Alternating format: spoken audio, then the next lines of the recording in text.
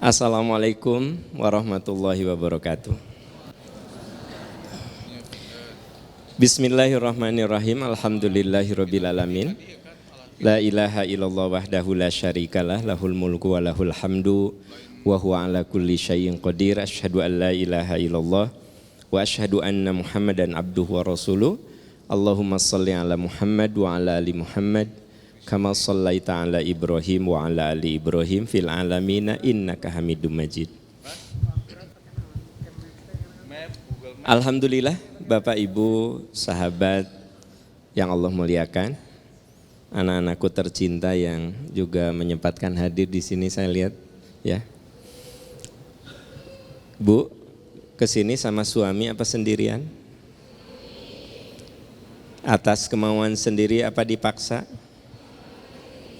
Ya. Terima kasih Bapak-bapak sudah hadir. Kenapa kita ada majelis percikan iman malam? Karena kalau pagi Pak, ini yang menguasai wilayah itu ibu-ibu. Bapak-bapakna nyender itu tuh, nepi ka ditu. Bahkan pernah bapak-bapak digeser. Makanya kita upayakan ada taklim malam, ya. Ada taklim malam. Ada yang ngeluh, ya. Atuh Pak Am jangan malam, Tapi manehna teh datang oge alhamdulillah. Ya, alhamdulillah mau datang. Makanya kita ambil waktunya ba'da maghrib langsung. Sebab kalau habis isya khawatir ibu-ibu terlalu malam pulangnya, ya. Ibu bapak, mengapa kita mengangkat masalah ini? Jadi biasanya saya mengangkat satu persoalan itu membaca sebuah realitas juga. Seperti hari Ahad kita membahas masalah dendam. Itu realitasnya banyak suami istri bercerai jadi pendendam satu sama lain, saling membuka aib. Ya kan? Ada guru yang matanya sampai mengalami kebutaan karena si ayah dendam sama guru itu. Padahal guru itu benar ngingetin muridnya yang merokok. Banyak kejadian. Hari ini saya terpanggil untuk membahas tentang fatherless. Karena saya membaca sebuah hasil penelitian yang membuat saya berpikir kayaknya saya harus membahas masalah ini. Bapak Ibu pernah dengar bahwa akhir-akhir ini anak-anak remaja mengalami free sex, seks bebas. Ada di sejumlah kota, di mana penelitian terungkap dalam penelitian itu. Maaf ya saya tidak sebut jurnal-jurnalnya, ini kan saya tidak sedang ceramah ilmiah. Ya ini mah tausiah kan gitu.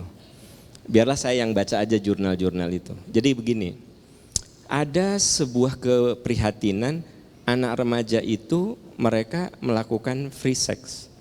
Hubungan seks padahal masih SMP, masih SMA. Kan menyedihkan sekali Pak. Lalu diriset oleh ahli, tahu nggak? Penemuannya sangat membuat kita terheran-heran. 63,2%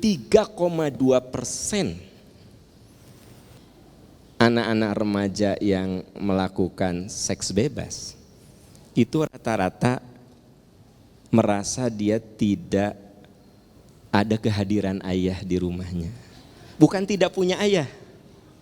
Jadi gini, fatherless itu bisa bermakna memang tidak punya ayah, ayahnya meninggal, itu mah jelas, yatim namanya, ya enggak? Atau bisa juga dia tidak punya ayah karena ibu bapaknya bercerai, lalu dia bareng sama ibunya, ayahnya tidak tanggung jawab. Itu mah kan masih bisa dijelaskan gitu. Kebayang nggak sama Anda? Bapaknya ayah ada hadir, tapi anak tidak merasakan kehadiran bapaknya. Jadi ada katanya keadaan di mana seorang perempuan bercerita, bapaknya itu kerja di luar kota, pulangnya Sabtu dan Minggu. Ketika dia kerja di luar kota, suka WA sama anaknya. Nah, kamu lagi apa?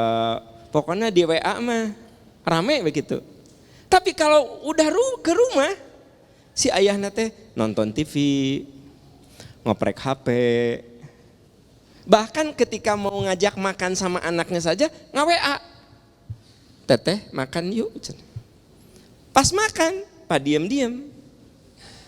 Jadi si anak ini bingung. Ketika si ayahnya itu bekerja di luar kota, dia bisa mengerti, ayahku mencari nafkah. Tapi dia merasa bingung ketika ayahnya itu ada di rumah, gak ada ngobrol, gak pernah ngajak main, jalan-jalan. Yang ada adalah si ayah asik dengan tontonannya, dengan HP-nya gitu ya. Nah itu fatherless. Si ayah ada tapi kehadiran ayah tidak dirasakan keberadaannya oleh anak.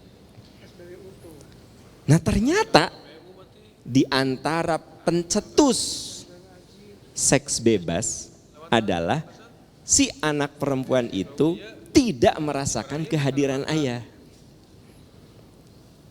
Ayahnya ada enggak? Tapi tidak hadir. Fisiknya ada, tapi tara ngobrol.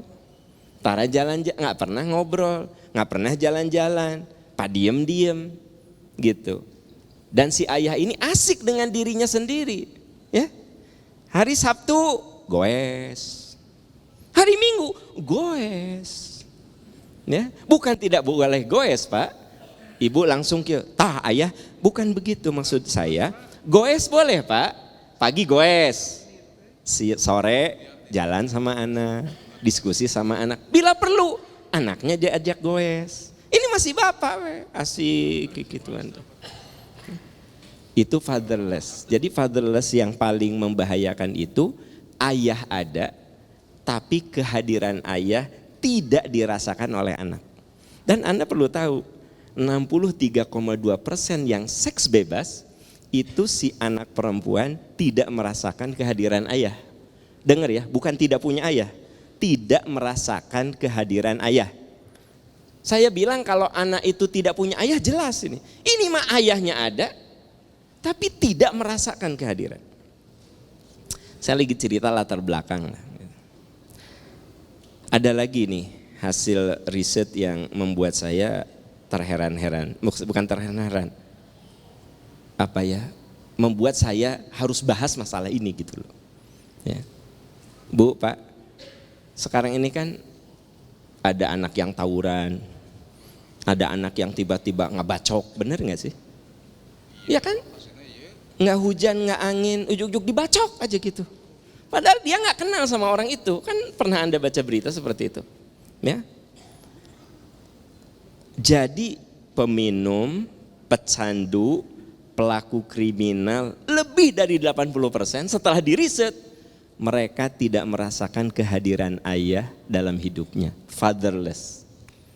Jadi bapak-bapak sayang yang Allah muliakan, kehadiran kita untuk anak-anak kita itu menentukan sifat, tabiat, karakter. Ternyata persoalan-persoalan yang sering Anda dengar itu di berita, itu penyebabnya tuh kita Pak, bapak-bapak. Ya, bapak-bapak. Tabu nanti di rumah jangan tah gitu, ibu tong gitu kan, ibu masuk puas gitu kan, nggak boleh gitu. Ya, tong sok dibahas dari saya we nu nasehatan mah. Mun ibu nu nganasehatan sok jadi paseha. Jadi artinya kalau kita dengar seks bebas bikin kita sedih, narkoba, ya, perilaku kriminal, pokoknya yang bikin kita sedih aja. Lebih kan misalnya ada 100 orang ya, 100 anak yang bermasalah, digali informasinya, Anda tahu nggak? Lebih dari 80%, 80, sekian, itu fatherless, nggak ada sosok ayah dalam hidupnya. Makanya terima kasih pada para ayah yang hebat di sini, ayah-ayah hebat ini ya. sehingga selalu hadir untuk anak-anaknya gitu. Nah, saya pernah amati juga Pak, saya tuh sering ngisi di sekolah pembinaan untuk para orang tua itu apa namanya? Parenting. Itu biasanya di momen pembagian rapot. Dan itu Sabtu Minggu, seringnya Sabtu. Anda tahu nggak? Saya tidak melakukan riset, tapi saya dengan mata kepala saya sendiri lihat, itu hadir 80% ibu-ibu. Sampai saya tanya, bapaknya kemana Bu? Capek Pak di rumah. Nah memang si bapak soki, ayah itu ayah parenting di sekolah. Mama. Ayah. Padahal sebenarnya parenting itu nasihat untuk suami. Tapi anger, nu datang indungna di sampai saya teh aya nambah setara dipenuhi. Bosen ningali ibu-ibu we.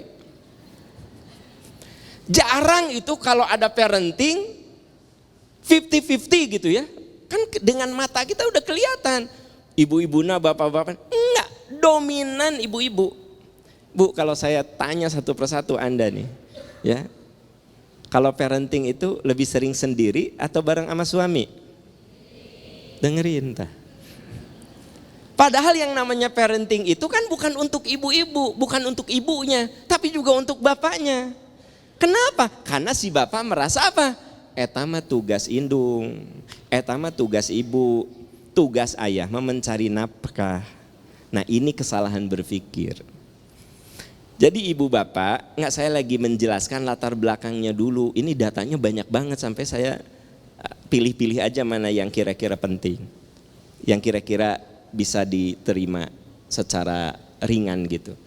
Jadi ada riset yang kita lakukan, ternyata persoalan anak-anak itu bermula dari mereka merasa bapaknya tidak hadir. Dengar, bukan tidak punya bapak, bapaknya tidak hadir dalam kehidupan dia. Padahal kehadiran bapak untuk anak itu sebentar. Cukup 12 tahun saja. Yang inti kesananya mah tinggal dialog saja. Gini nih, ya. Ini adik-adikku yang masih muda-muda, kalau ini anaknya masih kecil, masih di bawah, masih SD, sok sering jalan berdua, ya. Apa sih? Nggak harus mahal, cuma jalan aja. Alun-alun, kan banyak Halloween di sana, hantu. Anak mah Pak, difoto dengan boneka sambil gini, senangnya luar biasa. Udah seneng dia mah, kan gitu. Ke taman lalu lintas, ya, nggak punya uang, ngurilingan we taman lalu lintas. Cuma gini, nih itu tuh, nih. Anak mah udah seneng, ya, begitu. Dan itu golden period, periode emas. Nanti setelah anak itu SMP, sebenarnya kehadiran kita itu perlu, tetapi bukan berarti physically. Jadi secara fisiknya 0 sampai 12 tahun. Gelut-gelutan, ya. Main bola, fisik aja gitu yang bersifat fisik. Matak Nabi mah ini bahkan dengan cucu secara fisik beliau banyak bersentuhan. Nabi kuda-kudaan. Jadi Nabi ketika sholat karena biasa main kuda-kudaan, jadi Hasan Husain teh ketika Nabi ruku ge main kuda-kudaan. Berarti Pak mun jadi aki teh sing jag-jag sing kuat, dinaik kuku incu 2 teh sing kuat ya mah parewol jatuh. Gitu ya. Artinya Nabi mengajari kita kalau dengan anak kecil mah yang dibutuhkan itu kedekatan fisik, bonding. Nanti anak kita udah SMP, dia juga butuh sosok lain, teman ya. Tapi ketika kita dari 0 sampai 12 tahun dekat secara fisik, nanti kalau ada hal-hal penting dia ngomong. Nah jadi sebenarnya waktunya singkat. Hanya 12 tahun Pak. Nah setelah itu apa perlu ayah hadir? Perlu ya, tapi lebih bersifat dialogis. Makanya kalau anak gitu nanya, kudu excited. Papa, ini aku ada PR, ini tentang sinus, kosinus. Yang jago matematika masih mama. Hah? Ma, ini AA nih ada PR nih, ayah nggak bisa nih sinus, kosinus. Dulu mah ayah ngerti tapi udah lupa lagi. Ayah-ayah yang gitu. Nah itu tuh udah cukup bagi anak mah. Daripada gini, papa ada PR, mah ya budak PR mah. Jadi Anda atau lihat dulu apa susahnya. Coba lihat PR-nya kayak apa. Uis, kamu kelas berapa? Oh kelas 2 sekarang udah sinus kosinus. Ayah mah dulu kelas 6 yang gini. Wih, susah banget ya. Ma, bantuin ayah mah. Si anak merasa, ini mah belum apa. Papa PR, mama. Mah ya budaknya. Yang paling parah, mbak, itu yang paling parah. Jadi maksud saya lagi cerita. Inilah yang disebut dengan fatherless, ya. Dan jangan dikira bahwa itu pengaruhnya sedikit. Padahal itu sangat besar sekali, ya. Sebenarnya bisa dianalisa, katanya ini ada faktor budaya dan lain sebagainya ya. Oke lah, saya akan lewat itu saja. Karena memang waktu kita singkat. Padahal data nama banyak banget. Satu hal yang ingin saya ingatkan. Kalau Anda baca Quran itu kan metodenya ada metode hikayat, cerita. Ya.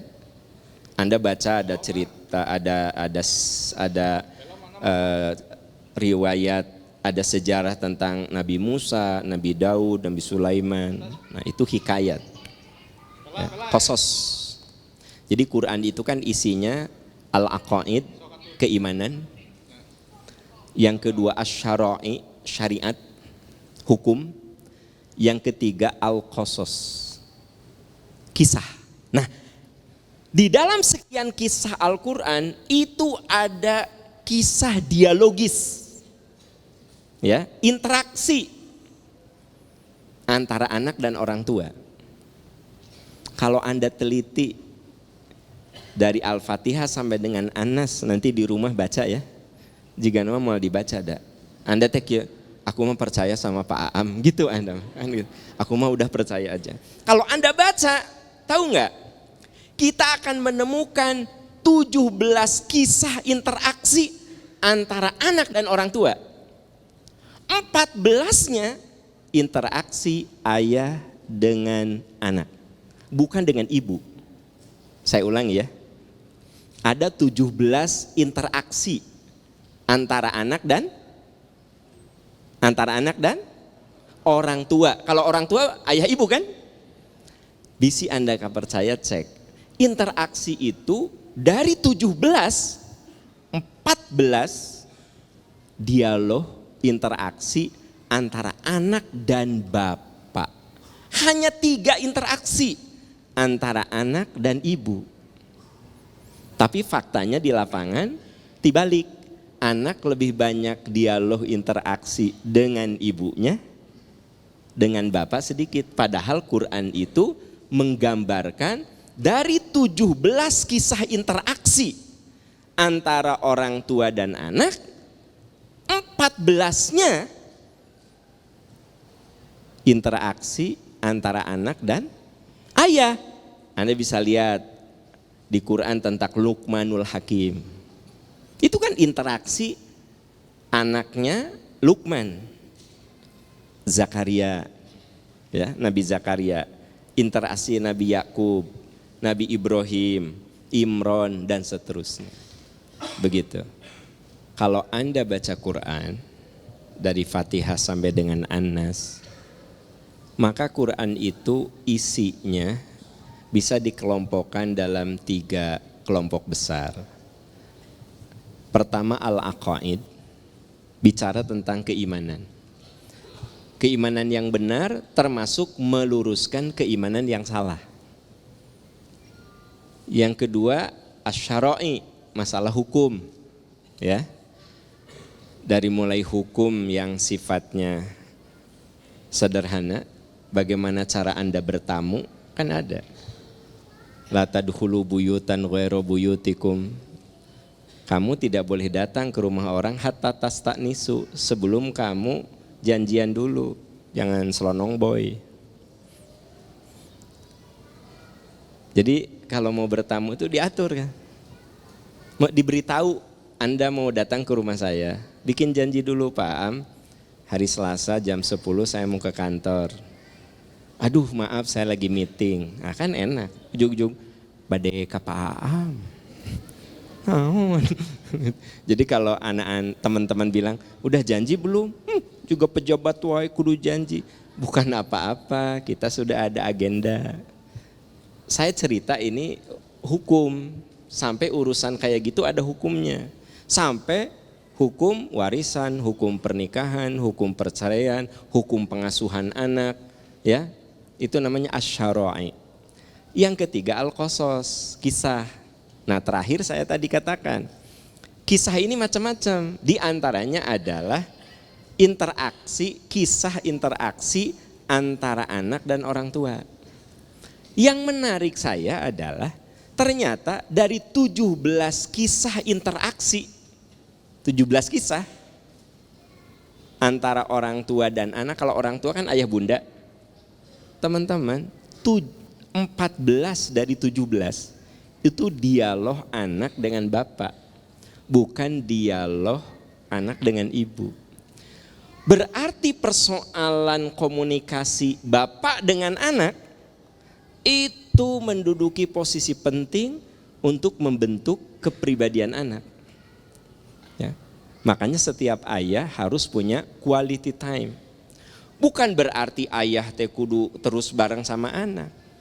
Dan anak juga tahu Pak, kalau bapak sibuk dari Senin sampai Jumat itu anak tahu. Bahkan anak mengerti betul ketika Anda harus kerja di luar kota. Mereka tuh ngerti. Tapi kadang-kadang ketika ada kesempatan secara fisik bertemu, nah itu yang sering kita lalaikan. Kita malah sibuk dengan sesuatu yang tidak penting. Gitu. Berarti ketika kita punya kesempatan, ya, apakah itu Sabtu, apakah itu Minggu, atau ada juga yang liburnya bukan Sabtu Minggu, pokoknya kapan saja dalam sebulan dia ada libur. Nah, dia menggunakan, ayah itu harus menggunakan momentum itu untuk benar-benar membangun komunikasi dengan anak. Dan komunikasi itu tidak selamanya ngobrol. Ya, nah, lari ya, lari. Ya. Nah, main yuk. Itu kan komunikasi gitu, bonding. Nah, saya ingin menunjukkan saudara-saudara ya, yang bawa Quran ya, bisa Anda cek di surat Al-Baqarah 133. Am kuntum syuhada'a idh hadara Ya'qubal mautu. Apakah kamu hadir? Ini menggunakan kata tanya itu artinya bukan bertanya, ya, tetapi mengatakan kalau kamu hadir saat itu, kamu sezaman dengan Yakub, ketika syakaratul maut sudah dekat kepada Yakub, idh qala libani. Ingatlah ketika itu Yakub berkata kepada anak-anaknya. Yakub punya berapa anak, Pak? Yakub punya berapa anak? Ya banyak teh berapa? Ada 12 anak. Kalau boleh saya kasih gambaran sedikit, Nabi Ibrahim punya 2 istri. Dari Bunda Sarah punya anak namanya Ishak. Ishak punya anak namanya Yakub. Yakub punya 12 anak. Di antara 12 anak itu ada yang jadi nabi namanya Yusuf gitu. Idh kuntum syuhada, kebayang enggak? Yakub anaknya 12. Ya. Saat itu Yakub sudah ada merasa tanda-tanda kematian itu datang. Sudah sakit-sakitan ya. Akhirnya dikumpulkan anak-anaknya. Idh qala li bani, ketika Yakub berkata kepada anak-anaknya, ma ta'buduna min ba'di, wahai anak-anakku, kalau aku mati siapa Tuhan yang akan kamu sembah? Nah, saya ingin menunjukkan bagaimana dialog ayah dengan anak. Ketika syakarat saja menyempatkan diri masih ngobrol dialog sama anaknya. Ini lagi syakarat, Pak. Kabayang ketika beliau masih sehat. Bagaimana pola komunikasi dan kedekatan dengan anak-anaknya. Beliau merasa tanda-tanda kematian sudah dekat. Berarti anak-anaknya sudah apa? Beliau merasa tanda-tanda kematian sudah dekat. Beliau merasa sudah menua, sudah sakit-sakitan. Beliau masih dialog sama anaknya ketika mau meninggal itu. Berarti anak-anaknya sudah apa? Sudah dewasa. Gusti ya Allah. Jadi bukan anak kecil lagi. Paham ya? Jadi dialog kita Bapak dengan anak itu bukan sekedar lagi kecil. Ketika anak kita udah pada dewasa, ini Yakub mengatakan, ya, idh qala li bani, ketika Yakub berkata kepada anak-anaknya, ma ta'buduna min ba'di, wahai anak-anakku, kalau aku mati, siapa yang akan aku sembah? Siapa yang kalian akan sembah nanti? Qalu, mereka menjawab. Qalu, Anda kalau belajar bahasa Arab, kalau qala sendiri. Kalau qalu, mereka, berarti banyak anaknya. Qalu, mereka serentak berkata, na'budu ilahaka wa ilaha abaika Ibrahim wa Ismail wa Ishak ilaha wahid. Kata anak-anaknya, ayah, tentu kami akan menyembah Tuhanmu, Tuhan Ibrahim. Berarti Ibrahim itu siapanya? Kakeknya. Wa Ismail, dan Tuhannya Ismail. Berarti Ismail siapanya? Pamannya. Wa Ishak, siapa Ishak?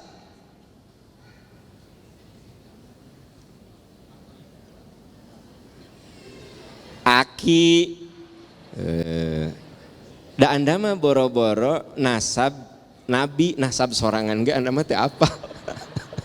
Ya kan, saya teh salah, saya teh suka ekspektasinya terlalu tinggi gitu kan. Anda mah nasab sendiri ge teh apa? Apalagi ya nasab para nabi. Tapi maksud saya si anak-anaknya bilang, kami akan menyembah Tuhan engkau dan Tuhan kakek kami, yaitu Ibrahim, paman kami Ismail, kakek kami Ishak, ilaha wahid. Karena kan Yakub itu anaknya Ishak. Yakub itu anaknya Ishak. Jadi Yakub itu punya ayah, siapa namanya? Apa? Ishak. Ishak punya ayah namanya siapa? Ibrahim. Jadi Ibrahim itu punya cucu, siapa namanya? Yakub. Anda teh gini, udah majam sakieu ditanya nu kararitu, tadi ge pekerjaan ge stres, coba dibolak-balik. Ya, geus we atuh ceramah mah ceramah we. Nah.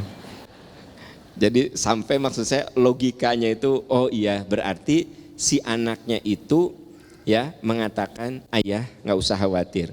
Kalau ayah meninggal, kami akan beribadah kepada Tuhan engkau, Tuhan nenek moyang kami, yaitu Ibrahim, Ishak, Yakub, Ishak, Ismail, ilaha wahida, yaitu Tuhan yang satu, wa nahnu lahu muslimun, dan kami semua akan berserah diri kepadanya.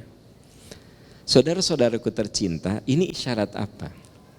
Bahwa ketika kita menjadi ayah, Yang harus kita khawatirkan dari anak-anak kita adalah masalah keimanannya. Keimanannya. Berarti kita harus membangun bonding kedekatan dengan anak. Tujuannya kita menanamkan nilai-nilai keimanan. Ini yang kita ambil dari wasiatnya Yakub saat syakaratul maut terhadap anak-anaknya. Al-Baqarah 133. Nah, kita bisa lihat lagi ya di surat Ibrahim ayat 37. Ibrahim 37. Saya di awal tadi katakan Nabi Ibrahim itu punya 2 istri. Dari Bunda Sarah punya anak Ishak, dari Bunda Hajar Ismail.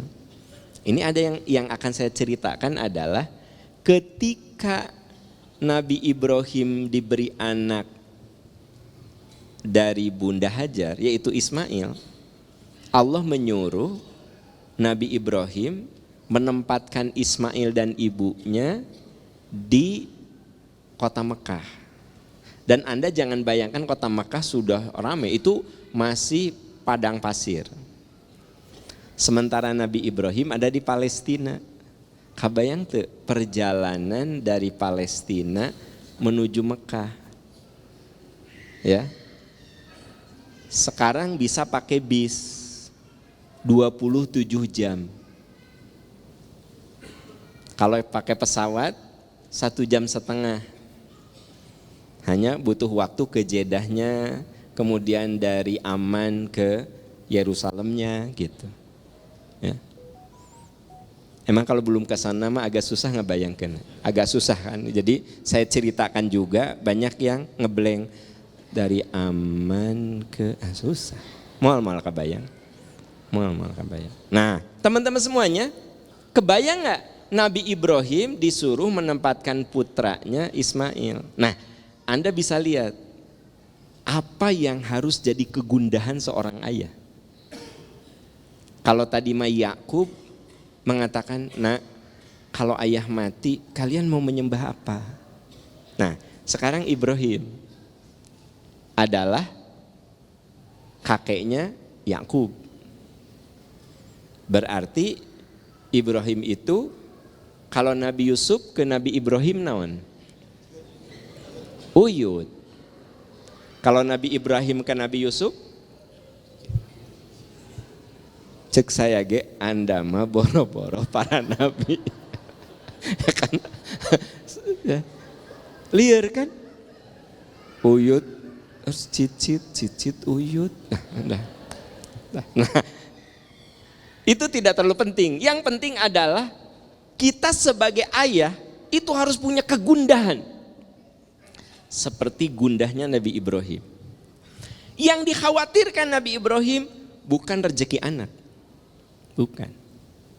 Padahal Anda lihat di surat Ibrahim ayat 37, Rabbana inni askantu min dzurriyyati biwadin ghairi dzar'in inda baitikal muharram. Ya Allah, aku tempatkan sebagian keturunanku biwadin ghairi dzar'in, di satu lembah padang pasir tanpa ada pepohonan.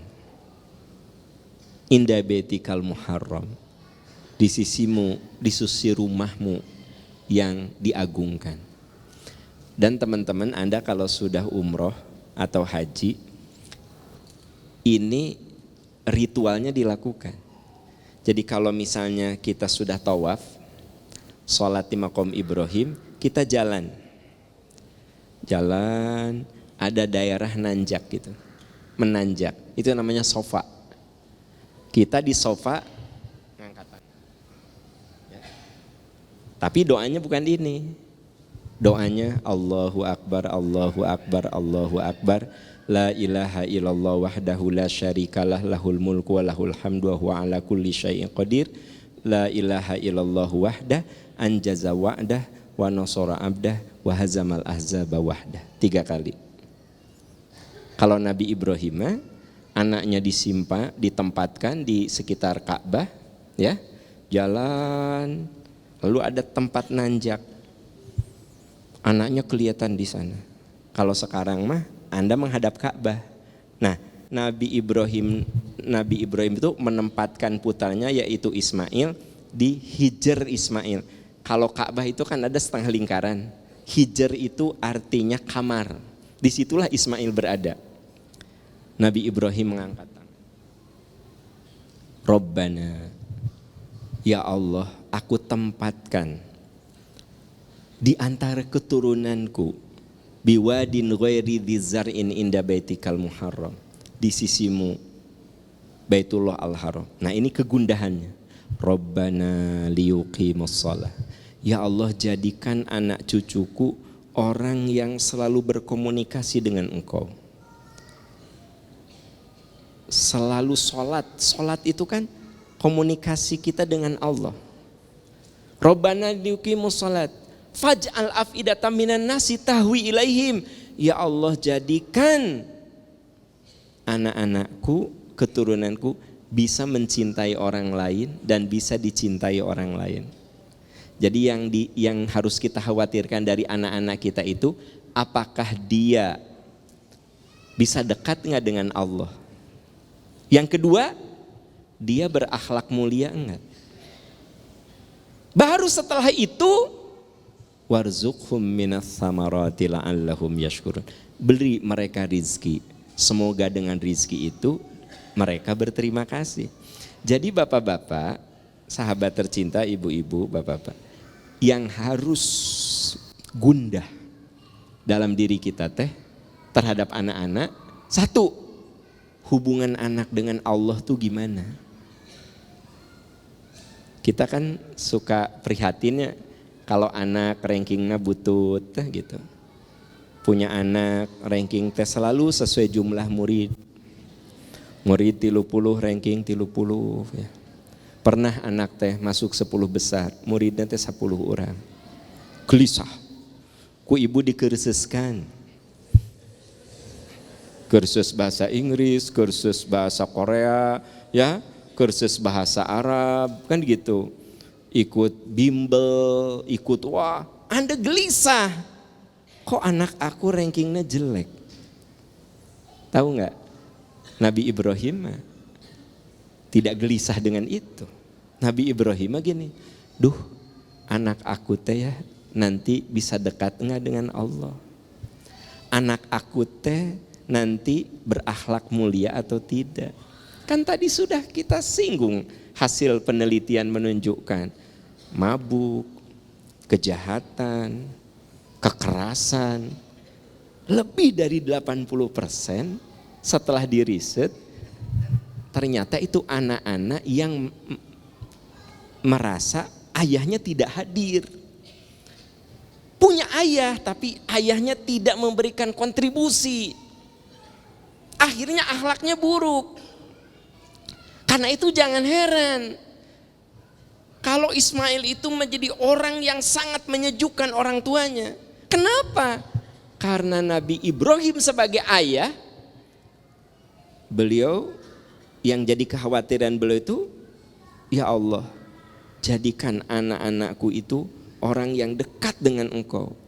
Rabbana liyuqimus shalah faj'al af'idatan minan nasi tahwi ilaihim. Jadikan af'idatan minan nas, hati orang-orang itu mencintai mereka. Bu, anak kita dicintai orang kalau akhlaknya bagus. Saya sering mencintai anak batur. Mun akhlaknya mulia. Saya punya mahasiswa, henteu pinter, Pak. Bodoh henteu, antara pinter dan bodoh. Biasa-biasa aja. Tapi saya mau ngasih nilai bagus gitu. Coba apa? Akhlaknya. Jadi saya memberi nilai bukan pada kapasitas akademisnya. Saya lihat akhlaknya. Kadang-kadang gitu. Jadi kalau kita punya murid, hari akhlaknya bagus mah bodoh ge, orang tetega ngasih nilai butut. Diniatkan apa? Iya mah ngasih nilai akhlak. Gitu. Sekarang Anda dagang dengan orang yang akhlaknya mulia, jujur, ya, tidak pernah menyalahi janji, maka Anda senang berbisnis dengan orang itu. Makanya Nabi Ibrahim mengatakan, faj'al afidatan minan nas, jadikan ya Allah hati orang itu cenderung untuk mencintai anak-anakku. Kenapa? Karena anak-anakku orang yang bisa menjaga akhlak sehingga orang mencintainya. Baru setelah itu warzuqhum minas samarat, ya Allah beri mereka rizki, dengan rizki itu mereka berterima kasih. Nah, sama kita rizki itu perlu juga, ya. Anak-anak itu perlu dibekali dengan kemampuan untuk bisa bertahan hidup. Tapi nomor satunya adalah imannya, akhlaknya, rezekinya. Kita makan nomor satu rezekinya, ya. Tinggal ditukar aja posisinya, ya. Dan Anda bisa lihat hasilnya ketika Ibrahim sebagai seorang ayah yang hadir, ya. Coba Anda lihat, falamma balagha ma'ahu sa'yu, ketika Ismail itu usia remaja, ternyata Nabi Ibrahim disuruh oleh Allah agar menyembelih anaknya. Nah, ini pelajaran bagi kita kaum ayah. Apa yang dilakukan oleh Nabi Ibrahim? Nabi Ibrahim mengajak ngobrol sama anaknya. Ya bunayya, wahai anakku, inni ara fil manami anni adzbahuka. Tadi malam ayah nerima wahyu, ayah harus nyembelihmu. Fandur madataro, gimana pendapatmu? Saya ingin tanya, Nabi Ibrahim disuruh menyembelih anaknya, itu perintah siapa? Perintah Allah. Nabi Ibrahim taat, tapi tidak kemudian otoriter sama anaknya. Tidak gini, Mail, sini nak. Apa ayah? Berbaring. Mah pesok mah. Ya budak kudu dipencit cek Allah, gitu kan? Enggak gitu kan? Enggak. Kenapa ayah? Diem, ini perintah Allah. Enggak. Itu perintah Allah, tapi indahnya apa? Wahai anakku, tadi malam ayah nerima wahyu, ayah harus menyembelihmu, gimana pendapatmu? Tak ayah mah kudu gitu, Pak. Sok, menurut AA gimana? Ya. Nah, main yuk. Kemana ayah? Oh, cek AA kemana? Aku mah. Nah, dia berpendapat, dengerin, oke, hargai pendapatnya. Nah, kita mau jalan-jalan, mau kemana? Sana aja ayah, ke Taman Nu Anyar teh, park itu apa? Kiara Park. Lah tuh nih gagayaan park gitu guys, atau Taman Kiara gitu nih. Juga orang teh di Amerika atuh nih. Kadang orang mah teu pede bahasa Indonesia teh naon sih nih park gitu kan. Nah. Apa sih susahnya buat Taman Kiara gitu nih? Kiara Park. Kemana nak? Aku pengen ke Taman Kiara Park. Nah, ya. Kenapa ke sana? Iya Pap, di sana teh kan beragam, terus murah lagi ongkosnya. Nih. Kan kita biar itu, yang penting itu bukan sekedar main, dialognya itu, Pak. Nah, punten Bapak, anak-anak kita itu miskin dialog sama Bapak. Miskin. Ya. Yuk pergi. Kemana? Diajak dahar, ayo pergi. Ya kan, kamu mah diajak dahar, kemana? Dahar, ayo. Jangan gitu Pak. Nah, ayah mau traktir nih, ayah ada rezeki. Kita mau makan di mana? Mau di mana? Aku teh pengen nyoba makanan Korea, ayah. Halal tuh? Halal, ayah itu ininya sertifikat MUI-nya. Nah, kan ada dialog. Coba ayah juga nyobaan makanan Korea teh kayak gimana gitu. Ya. Walaupun Anda teh utah hari teh. Oh, gitu kan? Tapi paling tidak kan ada orang tua nu kurang dialog sama anak teh. Nabi Ibrahim itu perintah Allah, tapi ngajak dialog. Ya. Saya dulu pernah di pesantren, Pak. Ada teman saya di pesantren teh, misalnya ya guru nih, ya. Kan itu di depan teh jendela, begitu guru ustadznya mau datang, dia teh loncat tah ke belakang jendela, di belakang jendela. Sah nu ngarokok, cenah gitu. Mana nanti kieu. Jadi sengaja rokok teh dikebul teh kaluhurkeun teh apa? Kan biasanya santri mah kalau merokok teh sembunyi-sembunyi. Henteu ieu mah. Atau dipanggil tah. Ya. Kalau sekarang mah ku guru BP ya, dipanggil gitu. Cek saya teh, "Hari mana atuh ngajakeun?" "Ameh urang dikaluarkeun." Nah, ameh dikaluarkeun. Da urang mambung di pesantren. Geuloh cenah urang mah. Tah, dari situ saya baru ngerti sekarang. Saya bersyukur bapak saya teh dari mulai kelas 4 udah orang ke pesantren yuk. Tah pesantren teh kieu, tah asrama teh kieu. Jadi ketika saya ke pesantren, saya teh diajak dialog. Sok AA Eka SMP, Eka pesantren. Mun ka SMP, AA ngan bisa bahasa Inggris. Mun ka pesantren, AA bisa bahasa Arab, bisa bahasa Inggris. Gitu. Tah, jadi saya bersyukur sama bapak saya termasuk yang sering diajak dialog. Gitu. Ya. Bapak saya punya sepeda, Pak. Jadi kadang-kadang saya dijemput teh atoh teh ku bapak teh. Sepeda. Kesangan, Pak. Kamana coba? Ka Unpad. Ka Unpad. Unpad masih belum dipager kayak sekarang. Ya ceritanya tahun 72 tuh saudara. Tahun 73, 74 lah gitu kan. Bapak saya ngomong gini. Iya. Saya teh paling seneng kan kerupuk yang bantat, Pak. Bapak saya teh bawa kerupuk bantat. Bantat teh kalau kerupuk ya, kalau manusia mah saya nggak suka yang bantat. Kerupuk bantat, tahu kerupuk bantat, Pak? Kerupuk yang keras. Nah saya teh resep gitu, kan? Ya, wah gitu kan. Terus bapak saya ngomong gitu, Aam bakal sakola di dieu nupang luhur-luhurna sakola. Aam sakola di dieu nupang luhur-luhurna sakola. Saya gitu ngerti naon pang luhur-luhurna sakola. Ya. Makanya saya waktu wisuda S3 saya nangis. Istri saya nanya, "Kenapa Pap nangis?" Ya. "Apa karena cum laude?" Saya bilang, "Saya mah udah biasa cum laude." Orang geus biasa cum laude. Kan? Saya teh nangisna teh kenapa, Pak?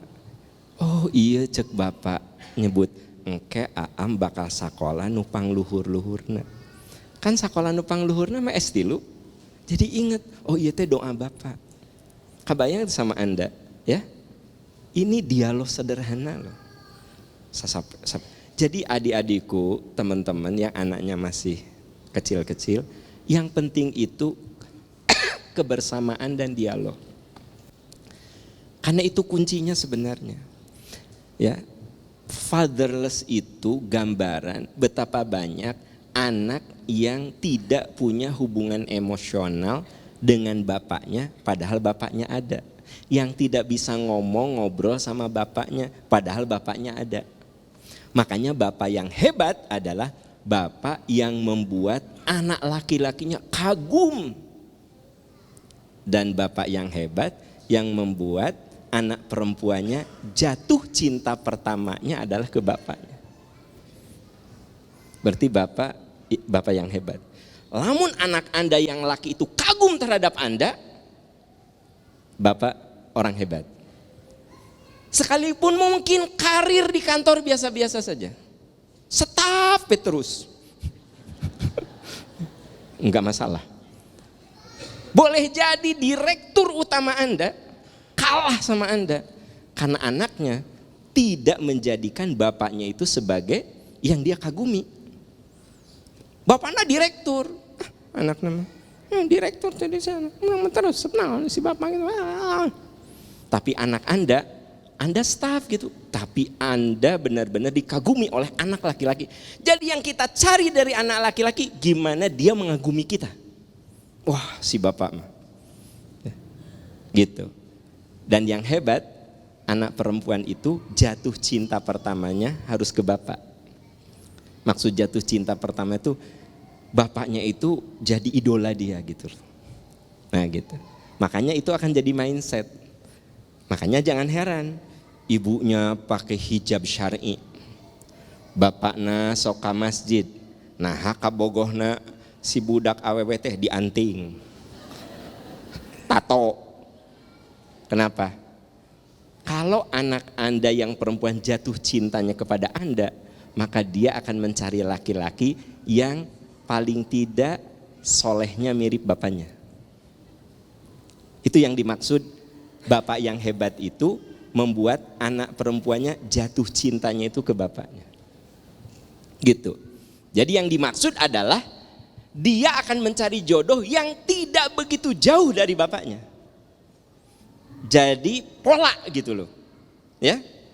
Lihat bapaknya rajin sok ngabantuan indungna ya. Jadi kan ayah bapak-bapak kalau ke pasar tanya kamol teh. Iya ku ayah we, ku ayah. Katingali tah ku si anak perempuan. Maka dia akan mencari laki-laki yang meringankan perempuan. Ya, kan ayah bapak-bapak nu istrina kieu ya, bapaknya enggak lah tuh mah ya Allah gitu. Ayah oge sabalikna, bapak-bapak rarebo, istrina barinya pangtas, enggak lah tuh ayah ini hararese. Nah, gitu.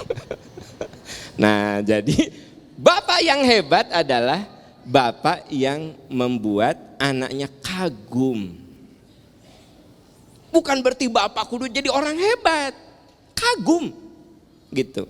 Walaupun bapak ini pedagang kecil, tapi anaknya kagum. Bapaknya itu pekerja keras. Walaupun Anda direktur, ya, kemana-mana ada satpam, pintu mobil selalu dibuka kan, tapi mungkin saja anak mah tidak kagum sama Anda, sama kita nggak kagum. Berarti kita bukan ayah yang berhasil. Ayah yang berhasil itu yang membuat anak laki-laki kita mengagumi kita, gitu. Dan ayah yang hebat ketika anak perempuan pertama kali jatuh cinta itu kepada sosok ayah, gitu, ya.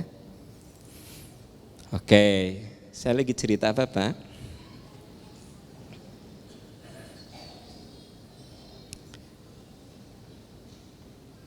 Nah,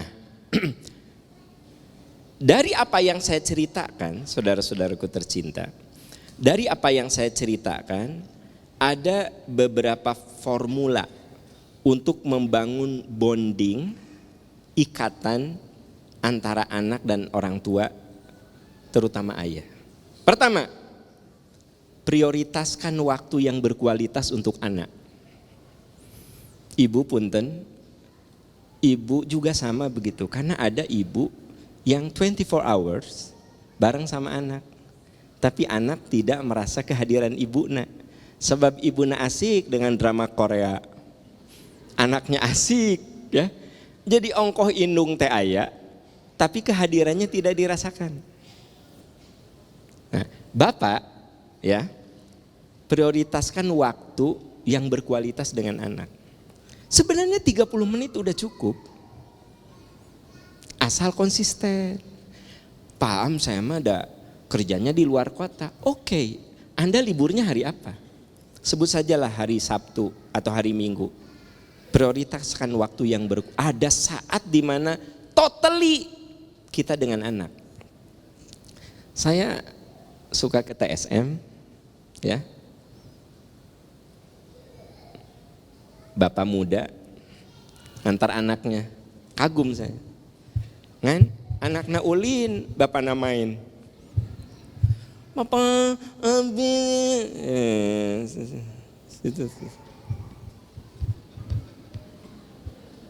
Papa udah habis lah. Boros banget kamu. Terus bapak naon atuh hadir gitu. Iya, bapak-bapak muda, kalau Anda ngajak main sama anak di tempat permainan, simpen. Anak lagi main motor-motoran, Anda di situ. Ayo, terus iya, mun aya dua mau motoran. Gitu. Ada saat kita kalah, ada saat menang. Itu teh jadi bahan cerita ke teman-temannya. Kemarin ya, aku main ya sama papa aku ya, balapan loh. Dia teh jadi cerita ke. Kadang-kadang saya teh nggak ngerti. Ada ayah muda nemenin anak, ya anakna sasapedahan, si ayahna kieu. Nah lain gitu atau orang mana atau biasa orang keur ngasuh, nah sih, ya kan kebayang tuh. Nah ini, ya kan, maksud saya tuh bukan tidak boleh, tapi prioritaskan ada waktu yang spesifik, fokus gitu teman-teman sekalian. Yang kedua, lakukan secara rutin ibadah-ibadah yang terukur. Ajak sholat. Baginda Rasulullah SAW tuh ngajak cucunya sholat. Kebayang sampai ketika beliau ruku, cucunya naik ke punggung, berarti kan dilibatkan. Ibu, kalau mau sholat teh ajak anak-anak, ayo kakak wudu dulu nah, ayo gitu kan. Hari ibu mah mun ek sholat teh asup ka kamar kunci. Mama ikut, mau ibadah sama mbak dulu. Jadi mau ibadah mama. Sekarang gini, Anda sholat ngelibatin anak, kehusyuan berkurang, ya nggak bu? Begitu Allahu Akbar anak teh gini, mama. Anda begitu mau sujud atau mau ruku, anak ada di sini, Anda pindah ke sini. Iya mah anak teh tok ditajong, gubrak, atau trauma. Jadi tiap ningali sajadah teh kabayang dia keur ditajong. Jangan bikin trauma. Jadi kalau kan boleh pindah, saya mau ruku nih, ya kan gitu. Ini anak di sini, ya udah pindah tuh, ya kan? Ke sini. Nanti teh pas kita berdiri, dia teh pindah ke dia. Ngehalangan orang pindah ke dia. Gitu. Anda kalau sholat melibatkan anak kurang khusyuk. Tapi itulah yang dicontohkan Nabi. Nabi ketika ruku ya kurang khusyuk lah. Dinaiki oleh cucunya. Tapi beliau bawa terus anaknya. Makanya saya kurang setuju kalau ada DKM begini. Besok-besok bapak ibu yang bawa anak enggak usah bawa anak. Ya. Si Pak DKM itu temikir, emang manehna bakal panjang umur. Kan merenan kudu ada yang meregenerasi kan? Iya. Saya mah kalau ada anak-anak ikut senang, bahwa anak-anak teh kadang ribut, loncat sana loncat sini, ya itu anak, dunia anak. Ya biarin aja, paling kita arahkan apa. Akan kita marahi kalau aki-aki loncat ke dia, loncat ke dia itu. Baru kita tegur, Pak Cicing. Nah gitu, ari budak mah duduk sini, lari ke sana. Ya itu anak kan gitu. Ya. Anak lagi sholat, ya kan gitu. Anak lagi sholat, gini nih keur taraweh teh. Ya. Terus ini lari, ngaranna ge budak atuh. Tah, lamun aki-aki keur sholat gitu, tah baru ditegur.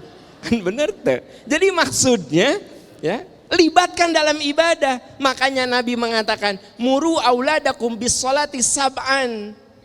Biasakan anak-anakmu sholat ketika umur 7 tahun. Yang dimaksud muru, suruh. Suruh itu maksudnya ajak. Ayo nak, yuk sholat yuk. Yuk sholat, ayo wudu. Ya. Kan bu, kalau anak kita wudu, sok rudet, barasuh. Bener tuh? Ibu mah kieu, teteh mah gak usah wudu ya, gak usah wudu. Jadi anak tadi bika gede, teteh mah teu kudu wudu da cek. Nah, waktu ditanya teh, "Mama, kenapa enggak wudu?" Rudet gerak kita barasuh. Ya kita latih pelan-pelan, lama-lama mah basahnya juga dikit.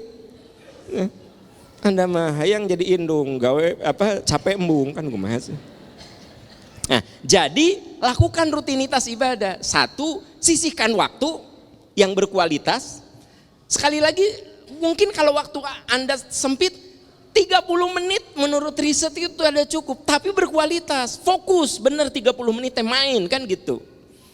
Terus lakukan rutinitas ibadah, libatkan.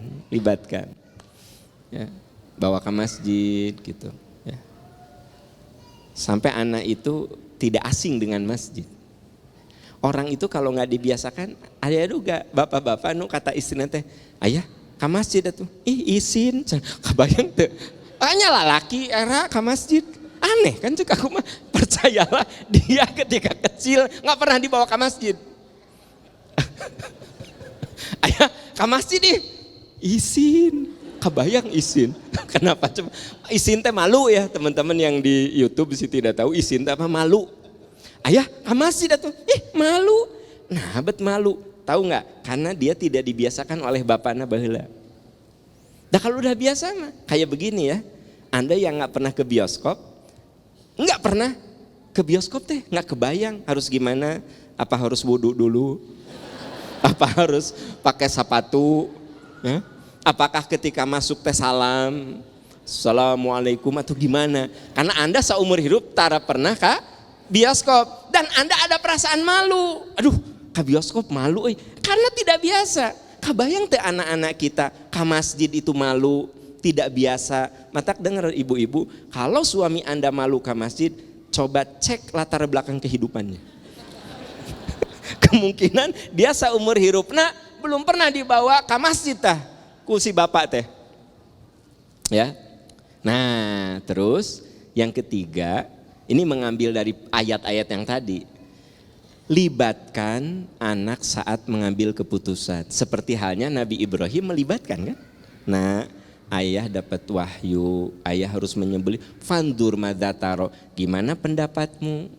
Kata anaknya, ayah abatif almatu marusatajiduni insyaallah minas sobirin. Ayah kerjakan saja, saya siap. Nah, jadi selalu kita ini melibatkan gitu. Kalau kita suka melibatkan anak, dia akan melibatkan kita. Ya. Nah, ayah teh ada rezeki mau beli motor. Coba kata kamu, ayah beli motornya motor apa? Ayah kalau bisa mah motor yang gede itu loh. Yang buk.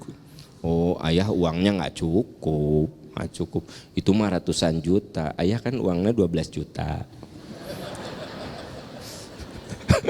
Si anak kan begitu bilang mau beli motor, nu dikabayang teh Harley, ya kan? Ayah kan ayah keren kan, ayah tinggi gede, kayaknya cocok nu. Apa tuh Harley ayah? Ya nak, ayah gak pengen gitu, tapi ayah uangnya teh 12 juta. Ya, kata anak teh kalau gitu mah motor mainan ayah. Ya atuh masa ayah ke kantor pakai motor mainan, nah. Kebayang sama Anda itu seperti sederhana, anak tuh diajak bermusyawarah, diajak dia, dengar nanti si anak kalau ada apa-apa pasti nanya ke kita, pap aku teh mau ini bagusnya gimana ya. Kenapa? Karena kita suka melibatkan dia. Saya bilang bu, kalau kita mau ngajak makan saja, ngajak ngobrol. Nah nanti hari Sabtu kita mau makan di luar, sok kira-kira makan di mana gitu. Kalau kita biasa hal-hal kecil melibatkan mereka, nanti mereka akan melibatkan kita untuk hal-hal prinsipil. Gitu. Ya. Biasanya kita ujuk-ujuk, kamu teh nggak ngomong ke mama. Cek anak teh, iraha mama ngomong ke neng. Kamu kok nggak ngomong ke papa? Ari papa kapan ngomong ke aku? Gitu kalau dibalikin. Mata biasakan untuk berdialog. Untuk hal-hal kecil.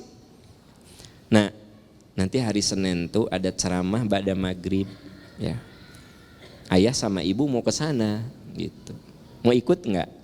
Di mana ayah? Di Masjid Agung Trans. Mau ikut, tapi abis itu makannya di situ di mana? Di mallnya. Ya kalau waktunya cukup, siap, ya kita makan. Tapi yang murah-murah aja nya cakwe, odading, oke. Bis uang papahnya nggak cukup atau gini, aduh nak, papa uangnya nggak ada kalau kamu kudu ikut makan di sana. Papa mah uangnya hanya untuk ngaji saja. Sampaikan pak, nggak apa-apa, dah anak juga mengerti. Gitu. Ya. Nah, terus ini yang tidak boleh kalah penting. Anak itu seperti cuek, tetapi dia itu pengamat yang jeli dan cerdas. Sok kebayang teh, kadang-kadang anak teh kayak main gitu ya. Anda ngomong apa gitu, dia teh merekam. Bahkan denger ya baik-baik. Kalau ibu sama bapak lagi cekcok, anak teh tahu. Lagi musuhan, ibu geus bae 2 minggu setengah. Itu tuh anak tuh tahu. Makanya saya suka bilang sama ibu-ibu, bapak-bapak yang bercerai. Saya bilang kalau kamu sudah bercerai, jangan saling menjelekkan pasangan. Jangan gini, Aa, nanti kalau jadi ayah jangan seperti bapak kamu ya. Bapak kamu itu peselingkuh ulung. No, gak boleh.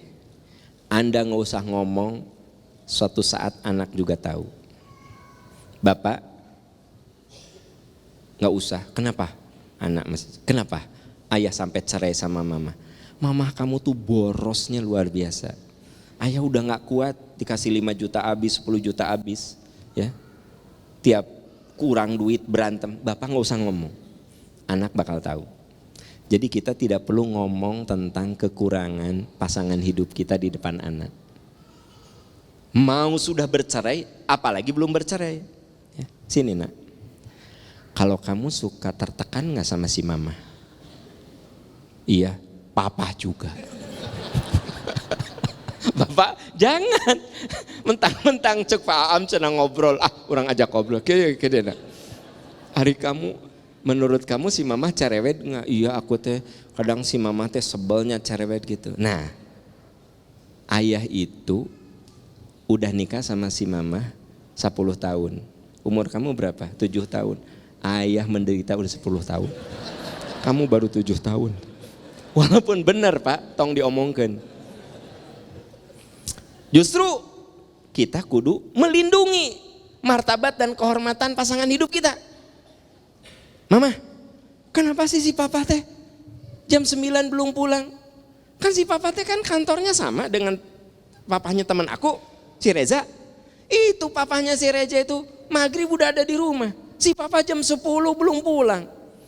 Kadang gak pernah pulang. Bagaimana itu? Nah, papa kamu teh cari uang tambahan. Cari uang tambahan. Jadi dia mungkin lembur ya. Makanya kamu udah sayang sama papa kamu. Ya. Padahal ibu tahu suamimu itu gawe teh ulin jeung babaturan. Jadi ibu enggak boleh gini. Papa, kenapa sih si mama teh malam terus? Nah itu problemnya papa kamu. Papa kamu tuh ya, kalau pulang kantor pasti main. Ngobrol lah, itulah, inilah, wah pasti. Kalau papahna Reza, teman kamu, dia mah bagus tuh. Pulang kantor langsung ke rumah. Pulang kantor, papa kamu mah ngalayab. Apa mamah ngalayab teh? Nya ngalayab teh ulin. Apa mamah ulin? Iya main kaditu kesini kesini. Walaupun benar, jangan diomongin. Kudu dijaga kehormatannya. Papa, aku mah sebel sama si mama teh, cerewet banget. Sini nak, semua ibu persis seperti mama kamu. Nek dulu cerewet sama papa, makanya papa sukses. Tahu nggak? Anak yang dicerewetin sama ibunya biasanya sukses. Itulah cara mamah kamu sayang. Gitu, ulah ya mah. Benar cerewet bisa. Kamu tertekan, ayah lebih tertekan lagi. Jadi itu kita kudu jaga kehormatan. Jadi ketika anak itu curhat yang buruk, bela pasangan hidup kita. Ya, bela. Artinya bela apa?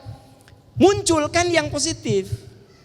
Bahwa ternyata pasangan hidup kita itu enggak benar, biar anak tahu sendiri di kemudian hari. Tapi kita tidak pernah doktrinkan itu. Gitu. Ya. Papa aku mah enggak ngerti ya. Eta lo mari si mamah ya, segala ayah papa. Memang pedit ibu kamu. Ku papa teh udah dikasih tahu kalau nggak dipakai bagikan. Enggak ya mah, pedit ibu kamu mah. Jangan gitu jawabnya. Papa kenapa ya? Nah si mamah kamu mah berpikir nanti futuristik. Jadi dia kumpulkan untuk cucunya nanti. Untuk cucunya. Tapi cek budak teh, tapi kan nggak gitu-gitu banget. Cara berpikir orang beda-beda. Tapi menurut papa mah ya benar juga sih si mamah teh. Padahal bapak geus rudet tak ku pamajikan teh. Sepatu soeh disimpan gitu. Kaos kaki soeh disimpan kan gitu.